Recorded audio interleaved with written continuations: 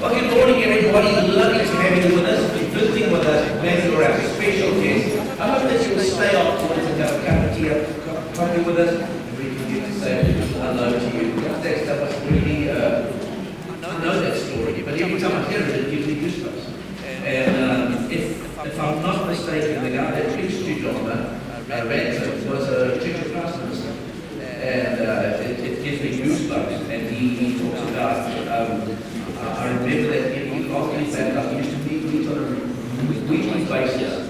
And he testified to the fact that how Don was so remorseful that he wished he could turn back the time, he wished he could go out and apologize to everybody. But 6 months and he was gone in himself. So, that reminds me of our Bible study this morning. We're in 1 John chapter 2. It's exactly what John was talking about. That we're all sinners. In fact, John said, if you say you're not a sinner, he said you're a liar. And the truth is not. So I hope you'll stay for our Bible study this morning. It's another interesting one. You take people to college today. We might have a great Iron Man next weekend. By the way, for those of you who don't know, Iron Man is just kind of like a little thing, It's just a couple of kilometers in the sea. It's only 180 kilometers on a bicycle, and then an American after, so it's nothing, not a big deal. Wish you well on that.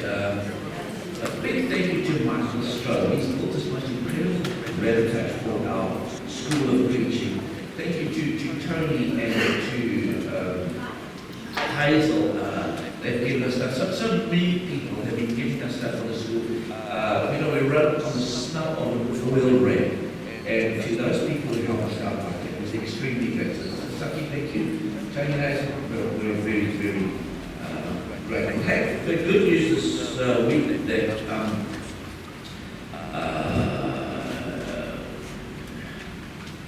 wrote in my notes that Charles is got the news. He had some more tests. He's cancer-free. Charles, it's fantastic news. We thank God for that. This big seed, it's a scare. It's a scare for all of us.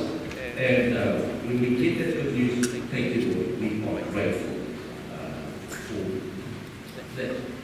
There was so much being said about how to handle stress these days. In fact, if you go and you Google it, I mean, just pause up. But I think sometimes we forget the person we need to go to, number one, was Jesus. In fact, if there was ever a person who endured stress, it was Jesus. And he is the number one model for us and how to handle stress and how to handle anxiety. He is our role model. It's amazing how many times we go to sports people. Even worse than that, sometimes we go to these film stars. People who get paid millions and millions of rand and dollars and pounds to be fake. That's their job. They've got to fake and be somebody they are not. And then we hold them up and they are our role models. And I say, how can that be? I want to read a passage of scripture to you this morning, and I hope you've got a sheet on your lap, and then you can fill in as we go along. Because there are some really important things that we need to recognize how Jesus was able to do this. So let's just read this wonderful passage of scripture that Kalani read for us this morning. Hebrews chapter 12, verses 1 to 3. Since we are surrounded by such a huge crowd of witnesses to life and to death, let us strip off every weight that slows us down, especially the sin that so easily hinders our progress, and let us run with endurance the race that God has set before us. We do this by keeping our eyes on Jesus, on whom our faith depends from start to finish. Jesus was willing to die a shameful death on the cross because of joy. He knew he would be his afterwards.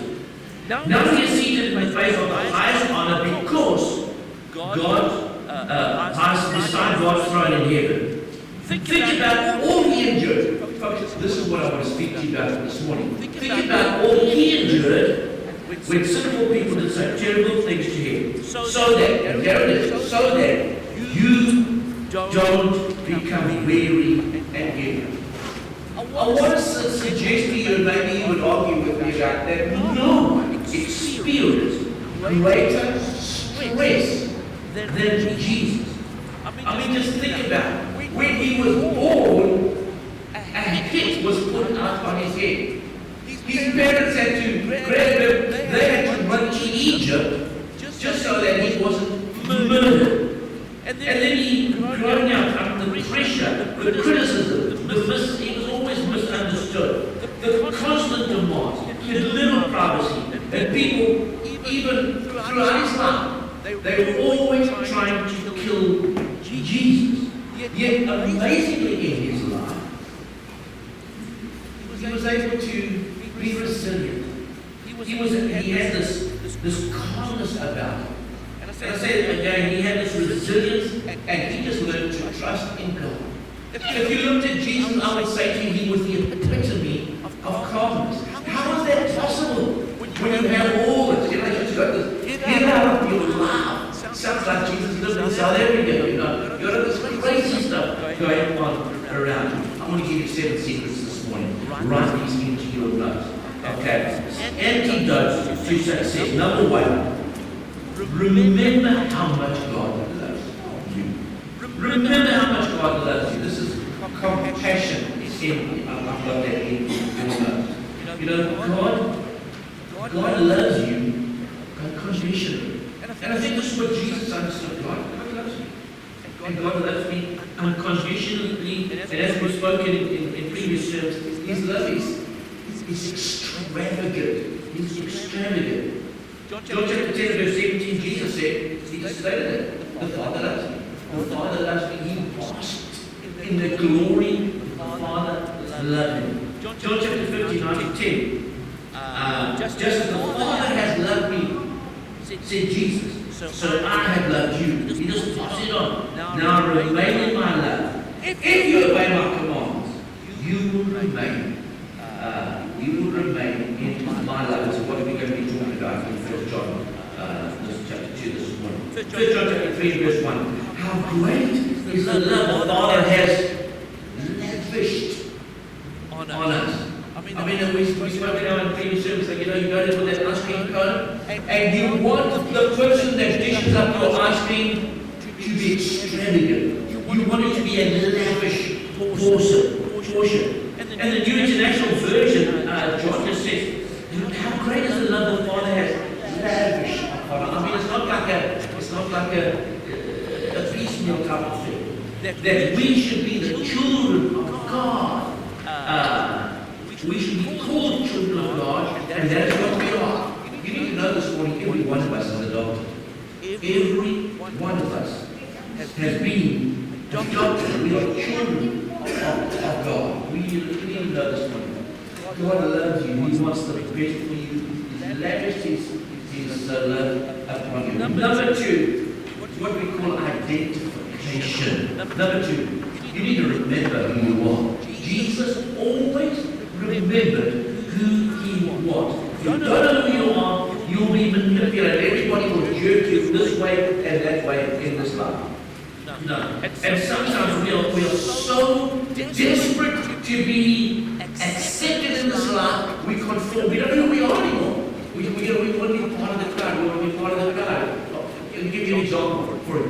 No one stops smoking because smoking is so lekker.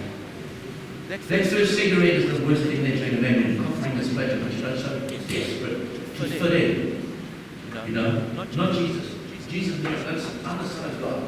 I've come here to do a job. I know who I am. Have a look at those other scriptures that I've got listed for you. I am the light of the world. I'm the Son of God. I'm the way, the truth, and the life. I'm the bread of life. Jesus knew exactly who He was. He was never swayed by the crowd. He knew who He was. Church, if you don't know who you are this morning, you're not going to get involved in the crowd. You don't get to do stuff to be accepted by the crowd. John chapter 8 verse 18. He said, I testify on my own behalf. He said, I don't need other people to tell me who I am. You don't know who you are. Other people will tell you who you are. Look at Matthew chapter 5. Jesus said, you are the salt of the earth. He's talking to you and I. He's talking to you and I. You are the salt of the earth. You are the light of the world. Don't hide your light. We said before, non-Christians don't read Bibles, they read Christians. And that's why Jesus said, stand up. Be the light. Be the salt of the earth. Be who I've called you to be. Remember who you are. Number three. You want some motivation? Like Jesus? This is Jesus' motivation. Jesus knew who he was trying to please. Jesus knew who he had to please. He didn't have to please the Romans, or the Jews, or the Gentiles. He didn't even have to, number one, please his own parents.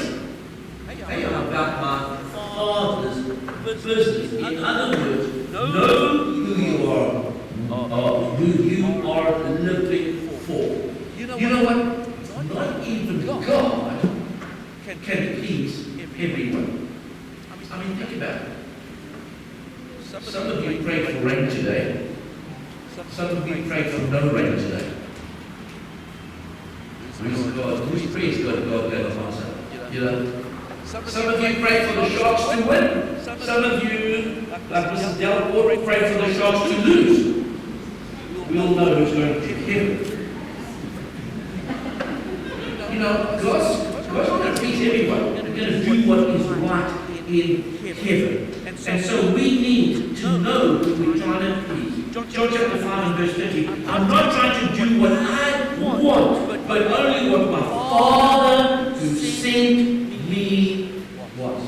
Can I ask you, who are you trying to please in this life? Who are you trying to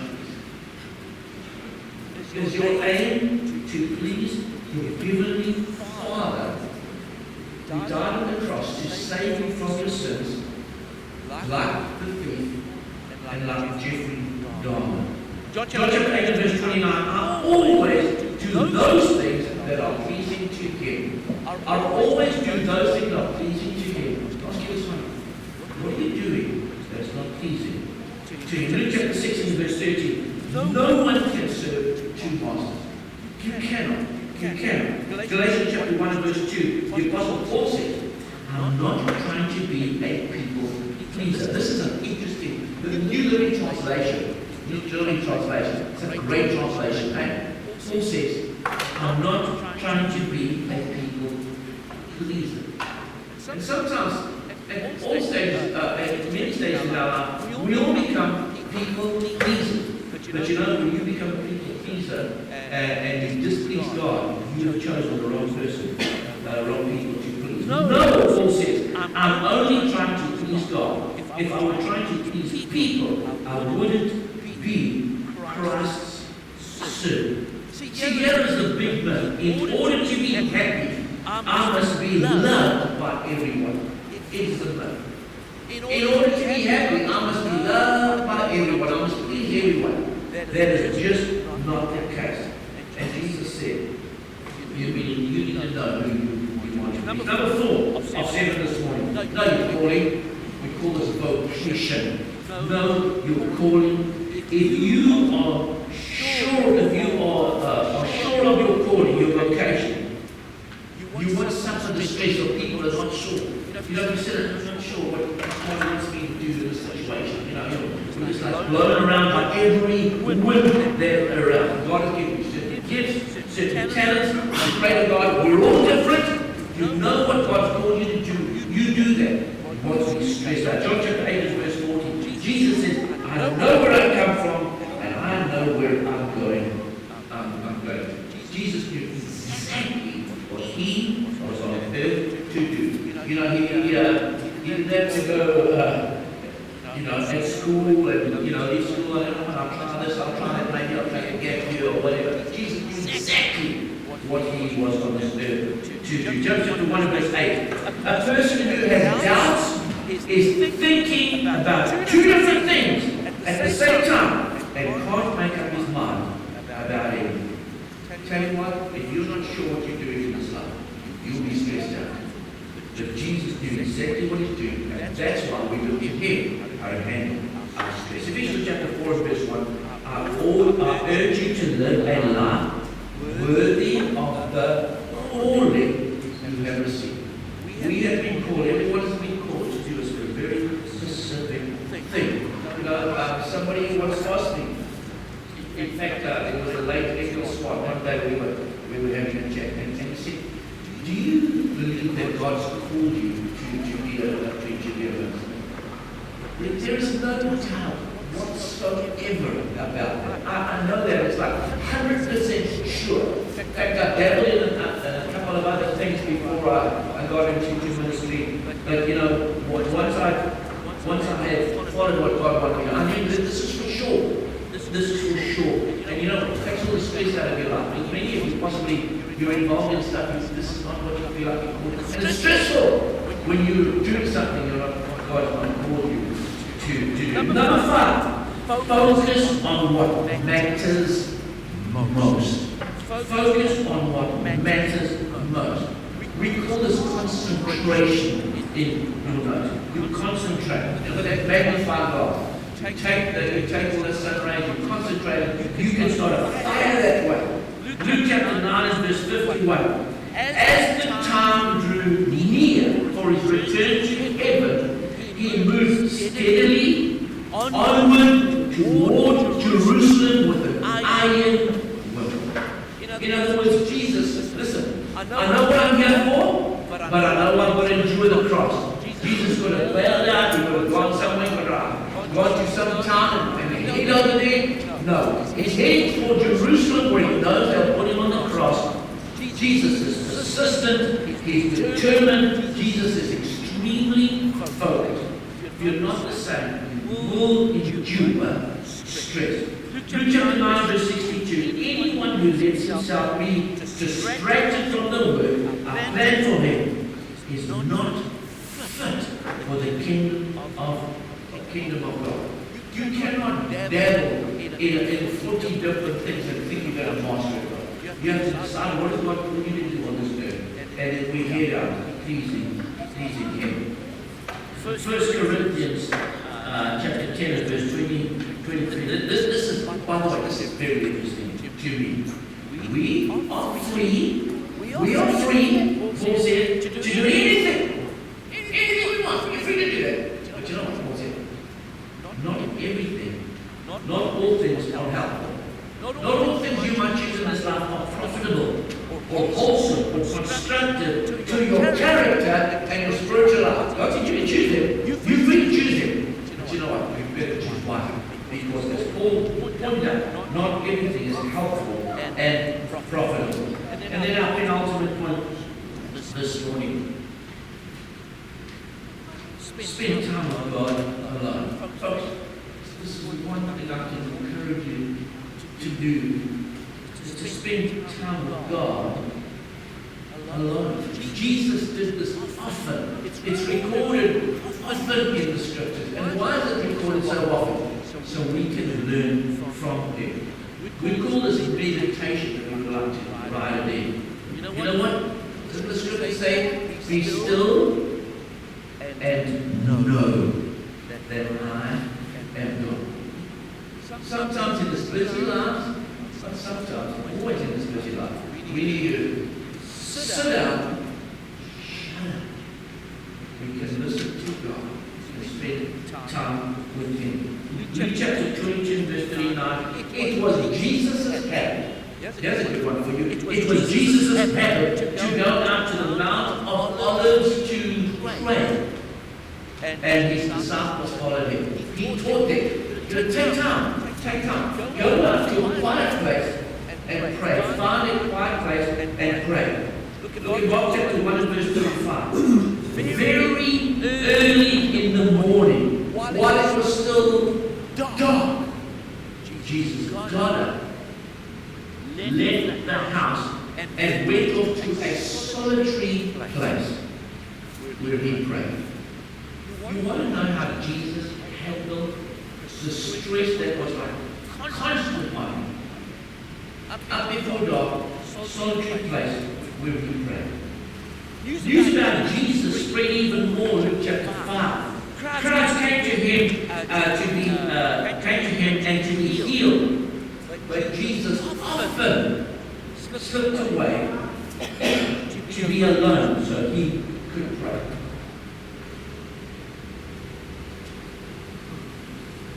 Jesus often slipped away to be alone so he could pray. He was here to work with the crowd, to work with the people. But you know what? In order to do that, you need to be refueled. You need to be stress-free. And so he went alone to be with the Father. He could pray. Colossians chapter 2 and verse 7. Plant your roots in Christ and let him be the foundation of your life. Church, that's one. The way for us to be handling the stressful life that we live in.